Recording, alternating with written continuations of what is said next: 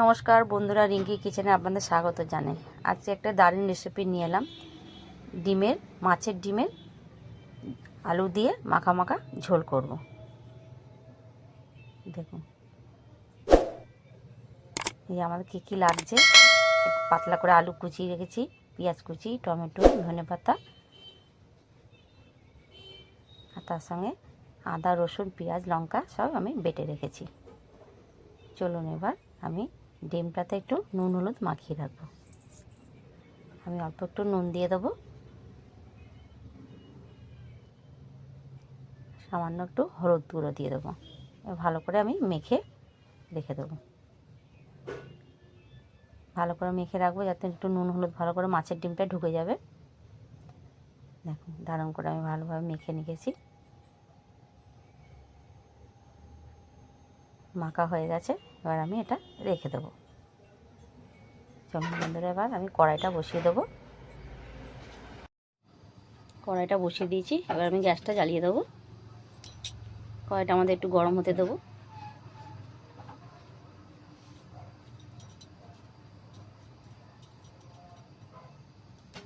কড়াইটা আমাদের গরম হয়ে গেছে, এবার আমি তেল ঢেলে দেবো। একটু মাছের ডিম ভাজবো, একটু তেলটা একটু বেশিই দেবো। তেলটা আমাদের গরম হতে থাকুক। তেলটা আমাদের গরম হয়ে গেছে, আমি একটু নেড়ে ছেড়ে দেবো। তেলটা একদম গরম হয়ে গেছে, এবার আমি মাছের ডিমটা এক এক করে ছেড়ে দেবো। পরপর এরকমভাবে ছেড়ে দেবো।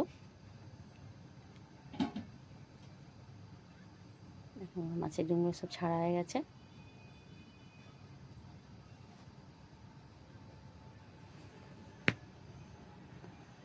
এবার একটু ঢেকে রেখে দেবো, কেন মাছের ডিম তো একটু বন্ধুরা ফাটে। দেখুন হয়ে গেছে এক পিঠটা, এবার আমি তুলে দেবো, উল্টে দেবো। এই পিঠটা একটু ভালোভাবে ভাজা হতে দেবো।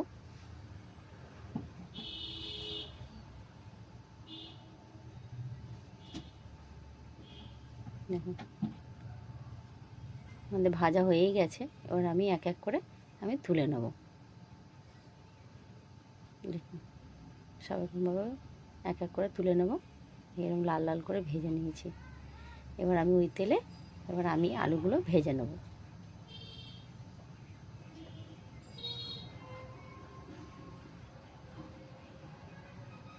সব আলুগুলো দিয়ে দিয়েছি, এবার আমি নেড়ে ছেড়ে ভালো করে ভেজে নেব।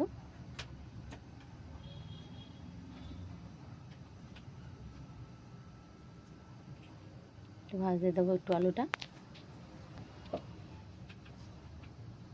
দেখুন বন্ধুরা, আমাদের আলুটা লাল লাল করে ভাজা হয়ে গেছে। দেখুন কত সুন্দর ভাজা হয়ে গেছে। এবার আমি তুলে নেব।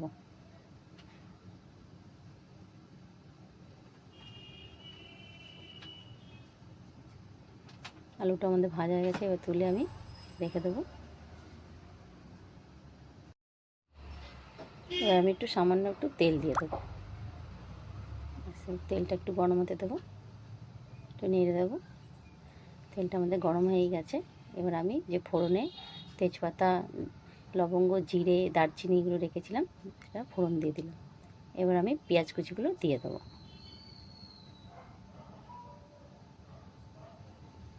ভালো করে একটু নেড়ে চেড়ে ভেজে নেব, একটু লাল লাল করে ভাজবো।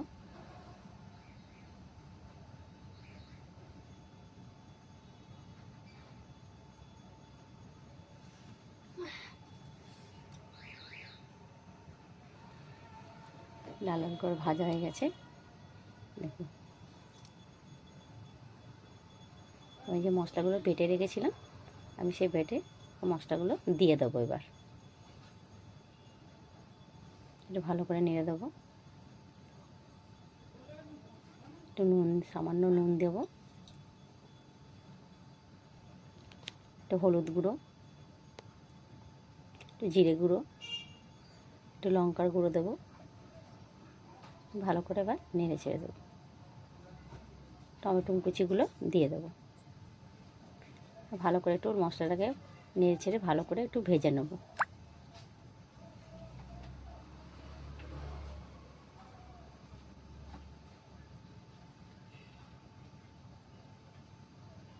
বন্ধুরা মশলাটা না লেগে না যায় একটু সামান্য বাটি ধোয়া জল দিয়ে দিলাম।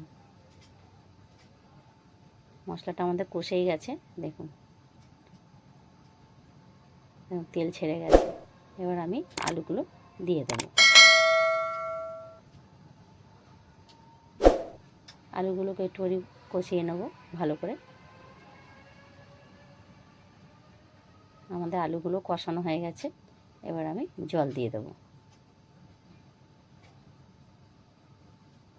জল দেওয়া আমাদের হয়ে গেছে, এবার আমি এটা ঢাকা দিয়ে একটু আলুটা ফুটতে দেবো, যাতে আলুটা আমাদের অর্ধেক সিদ্ধ হয়ে যায়। দেখুন আমাদের ফুটা শুরু হয়ে গেছে, দেখুন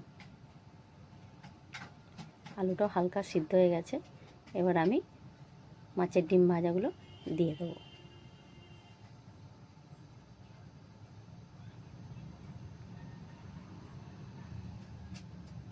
এক এক করে সবই দিয়ে দেবো। সব আমাদের দেওয়া হয়ে গেছে, এবার আমি ঢেকে একটু ফুটতে দেবো, যাতে মাছের ডিমগুলো তেল ঝাল নুন সব ঢুকে যায়। দেখুন আমাদের কত সুন্দর কষে এসেছে, কত সুন্দর কালার এসেছে। দেখুন বন্ধুরা আমাদের আলুও সিদ্ধ হয়ে গেছে। এবার আমি ধনেপাতা দিয়ে এবার আমি সাজিয়ে দেবো। আমাদের মাছের ডিমের ঝোলটা হয়েই গেছে মাখা মাখা। দেখুন বন্ধুরা আমার এই রান্নাটি ভালো লেগে থাকলে লাইক, শেয়ার, কমেন্ট আর সাবস্ক্রাইব করে দেবেন।